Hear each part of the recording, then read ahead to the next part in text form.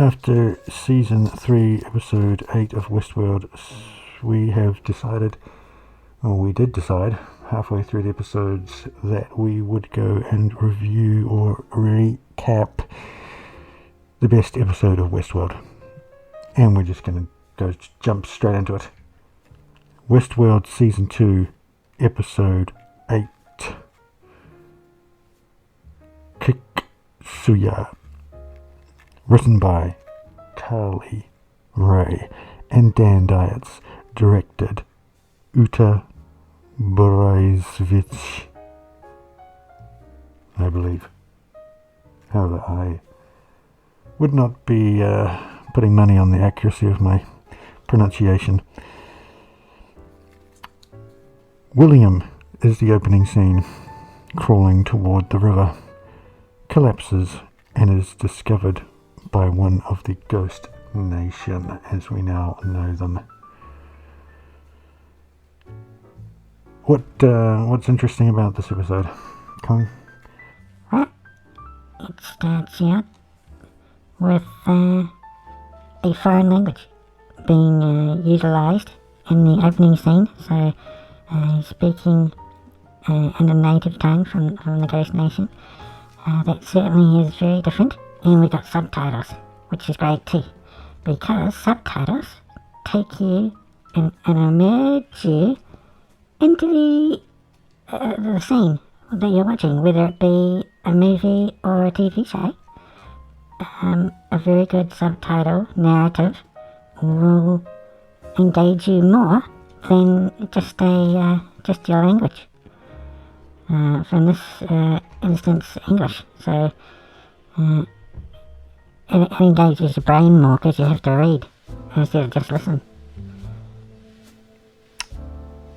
So, Mr. Ghost Nation, should we call him Aki right from the start? I think so. Takes William to a holding area with other visitors and hosts, and there is Maeve and daughter. And this is part of the linking of these kind of characters into the story. So Maeve's in the operating room.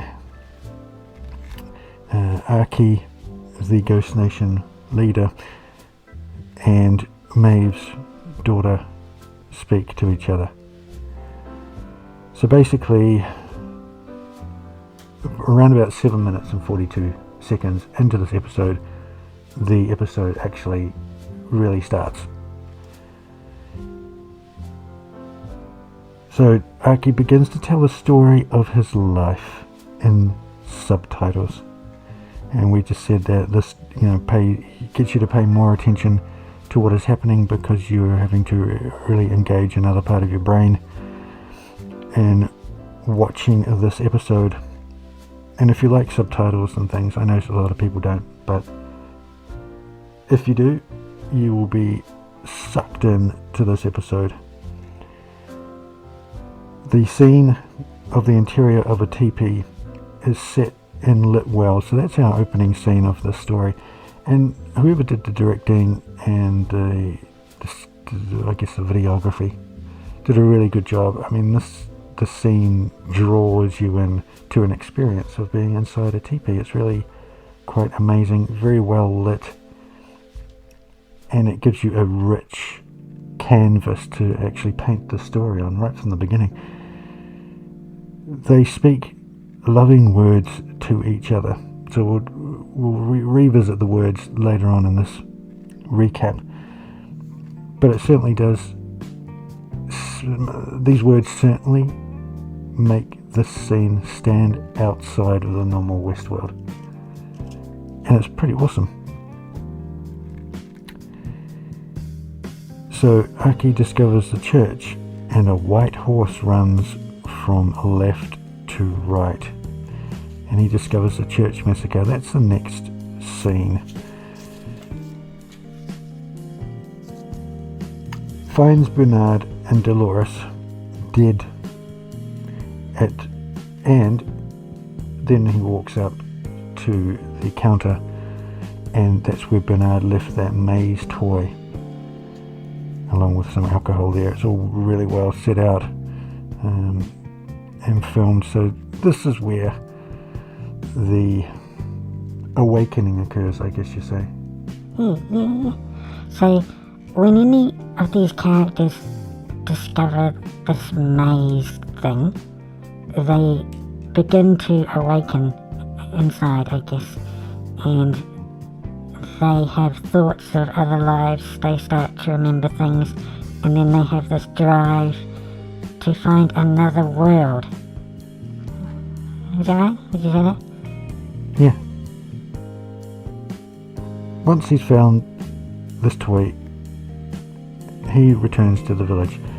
At this point, he's just a normal man, I guess. So he's not got his war paint on. And one of his villagers finds the maze cut into the reverse side of a hide. A younger member of the tribe accuses Aki of losing his mind as he is scribbling this pattern on everything. So at this point in the scene, he's etching it into a stone, and he seems to have been, not driven mad, but this consumes him entirely at this point. Just the idea of this maze symbol. At this point, he is now reprogrammed to be a savage killer. So they needed a new narrative at the park, and so they brought in all of the villagers and made half of them, I guess, or maybe a good portion of them, become a ghost nation. So a bunch of kind of savage Native American people to fuel their interest in the park. This is interesting scene. Shots, sand, horse kicking sand. Yeah. Before Aki finds William's friend Logan. So once again, this is really well set out in terms of the videography and the directorship of these scenes. Yeah. So the border of sand shows a clear definition between this land and the land beyond. The horse walking through the sand dunes, it's just amazing. And like having the sun setting in the back, it gives you're almost there. You're almost there with all the sand and the heat, and it's just a beautiful put together scene. Really brings you in to the story. Aki at this point listens to Logan. Logan's gone mad by the heat and the exposure to the sun at this point, and Aki listens to the words, and he's influenced by when Logan speaks that there is another world, or beyond this one. The warriors visit Aki's old village, of which they have no memory of him, and gift or trade a boar with the villagers. This is where Aki meets the eye of his other wife. Well, it kind of rhymes, doesn't it? So his previous incarnation, he had the wife at the beginning of this story, and he recognizes her, but obviously she doesn't recognize him. And then one of the young men of the tribe challenge him for looking at her, and he says he will look where he wants to, basically. And that's obviously part of his programmed aggressiveness. But then it begins the wonderment in him. And then we have to break to Maeve's daughter, sitting there listening to the story. I think that's because at this point you're sucked into the story and you forget that Maeve's daughter even exists, or Maeve even exists, or Dolores exists, or anyone else exists apart from these characters. Yeah, it's a really great story. One of the best. Unfortunately, it's not a complete story in this episode, but you kind of forget that you're watching Westworld, so they have to keep reminding you. And you'll see this going through the episode. They just keep saying, hey, you're watching Westworld! Don't forget it! Even though the story's better than the entire theme of the story so far. And you care about these characters more than caring about Maeve or Dolores or anyone else, really. Yeah. I am guessing, I wrote this down. I am guessing they made these small insertions of what's happening to the other characters in Westworld to remind you that's what you are watching, as the story narrative sucks you in deep. And it does. Whilst performing the same killing actions, we're back with Aki now. He's in the Ghost Nation. So he slits the throat of one of the, I don't know what you call them, one of the, I don't know what the correct word is, but one of the people that venture out into the Wild West. So his narrative is basically he goes there, he cuts their throat, and then somehow, I guess, the visitors to the park either rescue them or shoot them or something. But while he's doing that action is when he first became an outcast. He remembers her, which stays his hand. So at this point, he doesn't cut the man's throat. He basically wanders off and gives orders to the rest of his tribe of Ghost Nation to finish off the survivors. And he travels far beyond where he met Logan to be confronted by some technological construction in the middle of nowhere, which he believes is a door to another world. So he travels back to his old village to take away his wife and show her the other world. And she's obviously afraid, and he effectively abducts her from the village. And then removes his war paint on their journey, which is, kind of interesting, because at this point he's making plans to actually see if he can reveal himself to her. So he takes her away by horse to a point where he cuts her bonds and approaches her tentatively, talking to her, taking her hand and placing it on his heart. And he speaks the words from the beginning of the episode. Take my heart when you go. And she responds, take mine in its place.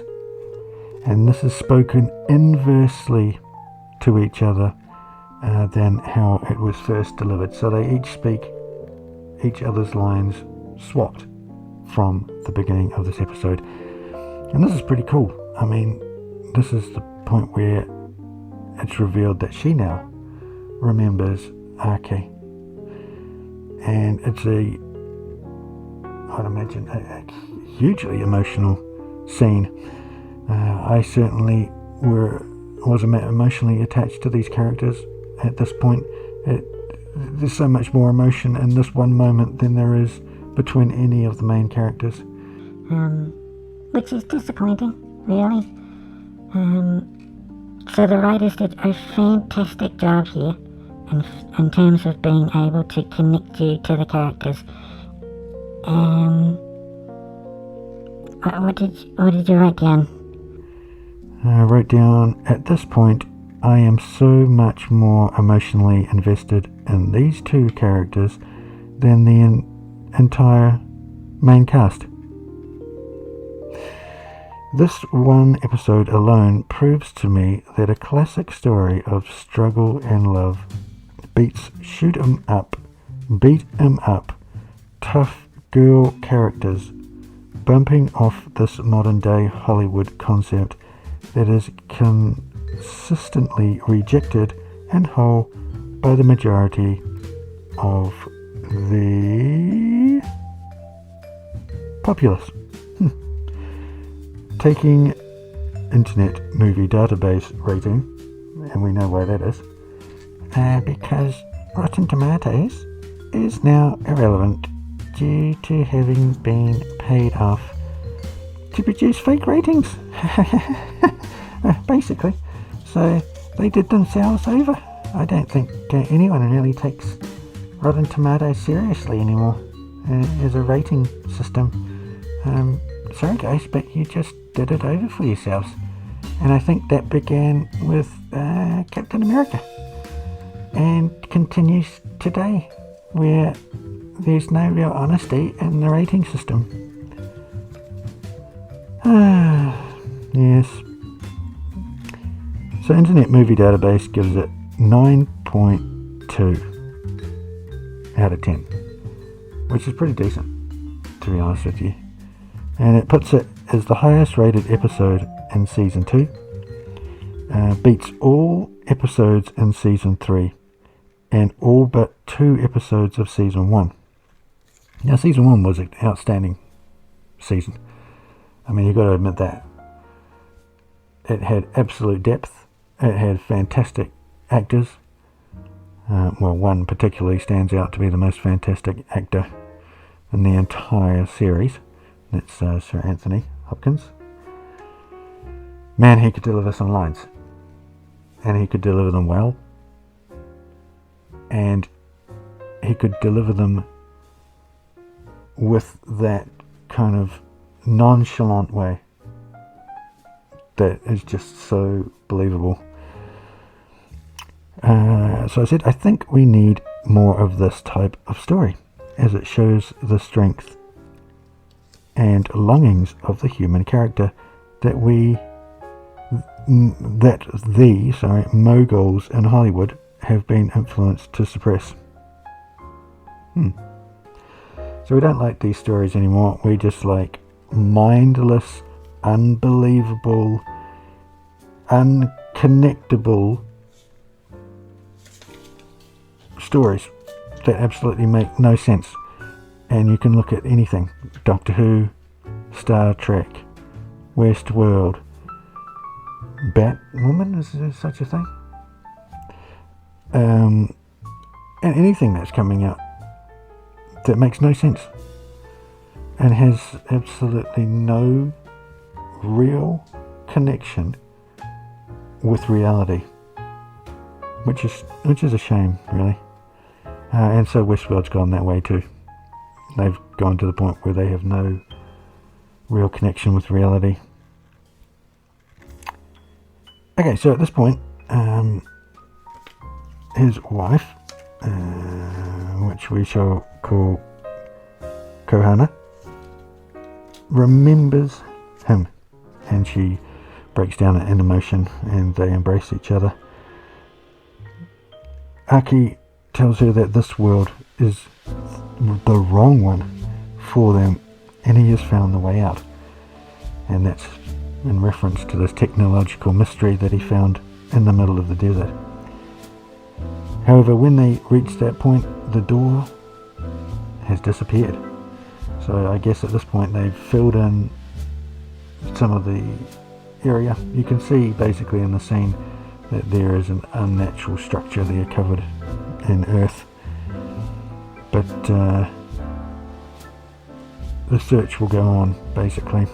The next day he returns to the camp that he'd made with his wife with some food, so some what would you call it, rabbit, some kills from his hunt, and discovers the Westworld employees taking her away in one of their little buggies, because obviously she's wandered far outside of the reserve, and that's unusual for the characters to have strayed so far away, so they round her up and take her back. He returns once more to the village, hoping to find her, But at this point, she's been replaced. So he's on a desperate mission at this point to try and reunite with her. He searches and searches, coming close to death, and this is where he meets Maeve's daughter, and Maeve's daughter offers him some water in his desperate hour, and that's where he kind of, I guess, builds this bond with her. And then, as a result, I believe, he then looks after Maeve's daughter from afar. His path leads him back to living at the village, so we don't actually really kind of understand how this works out, but he hasn't died, but somehow he goes back to the village he started off at, only to find more strangers replacing the village people. Aki speaks with one of the elder women at the village, who has also noticed this. Her son isn't the son that she had at the beginning. And she tells the story and the myth of the ones below. Some of the villagers speak of this like the ancients would, I guess, speak of aliens or ant people, that they encountered people of the lake and so on and so on. It's similar to that kind of traditional myth. However, this is the one of the people below, and that's the people that recover them when they die and fix them up, put them back into the village. Aki decides to follow his old path of Barbary to meet his wife below, and he sacrifices his life, so he gets shot on purpose, or stabbed on purpose I think it is, to find her on the other side of death. Aki awakens below and goes into the basement, so they find out that poor old Aki hasn't been killed for 9 to 10 years. He's been out there, so he's a different model, and he needs a 4-hour update, I think. Yeah, it's 4-hour update, and at this point, he basically pretends that he's asleep. And I don't know if that's because he's from a different model. He's a different model, so he can awaken.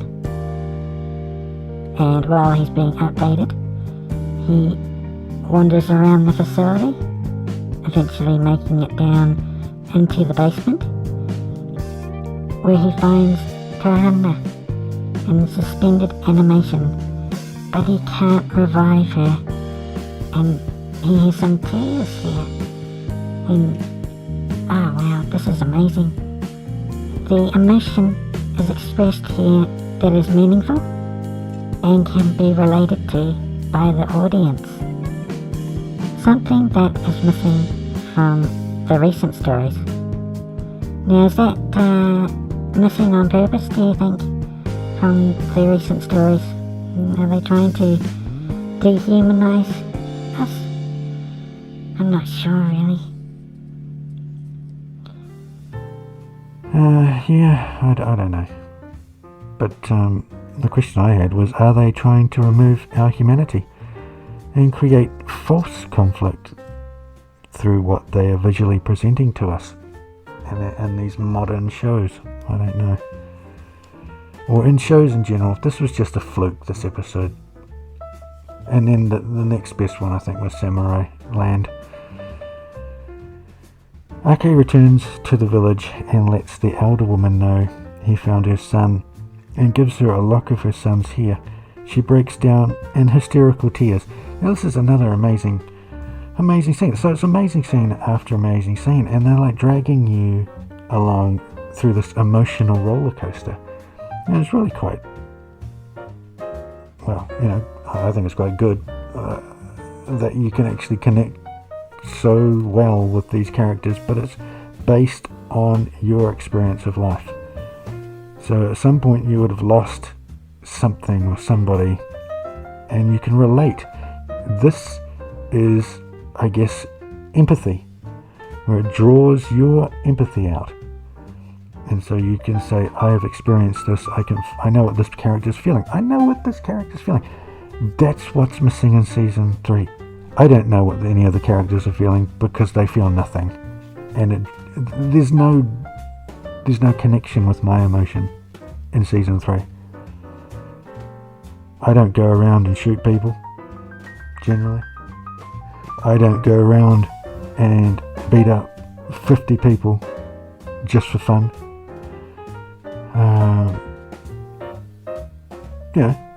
Just simple things like that. What did I say? Drawing us into the story further through human relationships and expression of emotion. Emotion is the true key to the telling of a story. Well, that's right. Cut to main scene here, which I don't particularly agree with because it takes you out of a good story and puts you back with less than interesting characters. I think this was back with Maeve or something, and she's being cut up in the facility somewhere, but nobody cares about that. Aki starts to teach his warrior men the symbol, and it is discovered that he was not a threat to Maeve and her daughter, which I was kind of alluding to before, but a misinterpreted intention to cause them harm rather than help. So while he was skulking around their little hut and looking in the windows, he wasn't looking in the windows to cause any harm. He was looking in the windows to protect the daughter and obviously Maeve at the same time. Now, what did I say? I think this is a desperate tie-in. Oh yeah, because we're talking about Maeve and her daughter. It's a desperate tie-in into Maeve's story to keep her relevant to the narrative, but this story stands heads and shoulders above anything they have done with her character. Her relationship and longing to be reunited with her daughter is incongruent. None of the actions she takes leads us to believe she is doing it for her daughter at all. And it just leads through into this season 3, where it's like, I'm doing it for my daughter. No, you're not. That is such a disconnected motivation. It is just, it's disappointing. It is disappointing that they've gone on this journey with her and her daughter when it is so obviously not what her motivations are. But anyway, I digress. Aki meets Ford, who's in the middle of nowhere, which is quite fun, who is in a field casually scalping the Native Americans, or the Ghost Nation, discovering the pattern etched into the inside of the skin of each scalp. So this is where Aki teaches the Ghost Nation the symbol, and then basically cuts their scalp off and etches it into their scalp and puts it back on their head. Yes, that's right. I don't know how that happens. That would be quite an unusual thing, but this is an unusual show. Ford wants to understand why Aki is sharing this symbol with everyone, and this is a genuinely awesome scene. Probably one of the best in this episode as well, because with the old acting, it comes across as genuine. And Ford, when he wants to know, he actually expresses interest and wonder in why one of his creations is doing this. He really wants to know, and it comes through in this scene. And that's why I like this so much. The truth that there isn't one world, but many, and that they live in the wrong one, and the symbol will help them find the door and that's what Aki's rationale is for doing this. Ford advises Aki that when the Deathbringer comes for him, Aki will know to gather his people and lead them to a new world. Ford walks off, leaving Aki in wonderment. And this is my notes. This is great as it gives the audience something to speculate on. As well, this is audience participation, giving little hints of what is to come in a world you know something of, leaving you scrambling for little pieces of the puzzle that you can acquire over time, hopefully revealing the overall picture. This was sorely lacking in Season 3, where I don't even think the writers understood their own world. And in Season 3, the hints or the explanations of the world just get totally lost. So I guess they would have expected you over time, over the entire season, to be able to piece together how Sea Rock and Hale and Dallas and the guy at the very beginning of the entire season, how they kind of fitted together, but really it was so disjointed and so badly written that you don't even really understand what the whole thing was about, because the characters never really interacted well enough for you to be able to even get the hint of anything. So you were never scouring around for bits of information. You were never putting something in the back of your mind and thinking, oh, this must be important for later, because you just had no clue what was going on, because the acting was so bad that you wouldn't even care what was going on with the rest of the story. Sorry, that's just my opinion. So the last few scenes, Aki revisits the Deathbringer's slaughter as before when he saw Bernard and Dolores dead. However, this time he recognizes Ford amongst the dead and knows it is now time. Another story tie-in with William's daughter coming to recover William from the Ghost Nation, which is just like this pointless scene. Aki pledges to keep Maeve's daughter safe for her, to find them or to die well. So Aki's now kind of telekinesis, I guess, with Maeve, who's hooked up to a life support. Well, not really, I suppose. I suppose it's just like a data retrieval system. And of course she's going to die, but she's not really. And that's the end of the episode. My subscript here is: the only characters I personally wanted to reach the gate were Aki and Kaana from this point on.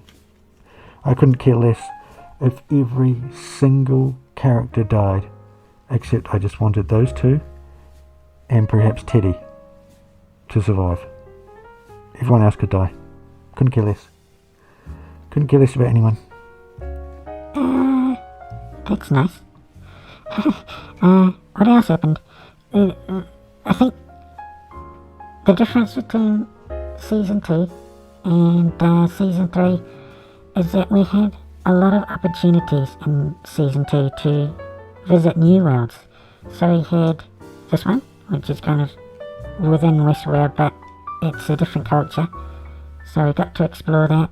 And then we got to go to Samurai Land, or kind of like Japanese land. And that was great too, because you could relate to it, because you knew something of it. Everyone knows something about samurai or Japanese culture. And that was great, because it gives you some sense of adventure that you can relate to. Unfortunately, with Season 3, you're in some future world that didn't make sense, really, anyway. Has absolutely no relation to reality. Has characters that make no sense. Has Superwoman, Dolores, and Super Maeve, and Super... what's the other one? Hale, that's right. Never remember her name. Then we have No-Show Bernard, Stubbs, who's irrelevant, and William, who is weak. A weak character. And has basically plays zero part in the season. And then you throw it all into the mix and you expect people to go, wow. And the worst part is, they didn't plan it. They haven't planned anything. And we see how this goes over and over again. Star Wars, no planning. None. And it turns into a disaster. Everyone knows if you don't plan, you fail. Okay, listen to that. Plan your projects out in their entirety, even if it's a skeleton plan, and you know somewhere of where it's going, and you flesh it out. You don't just walk into something and have no plan. And what are they going to do? Season 4, they should just do a mini movie, or a movie. 2 hours. Done. Finished. Finish season 4 in 2 hours. Oh yeah, so, one more thing. Capable actors. When you've got cardboard on screen, you get no viewer engagement. Anthony Hopkins, amazing. He's like a dessert buffet. That's Anthony Hopkins. A dessert buffet. And then you've got your dry old bread. That dry old bun that they give you at the beginning of your meal. With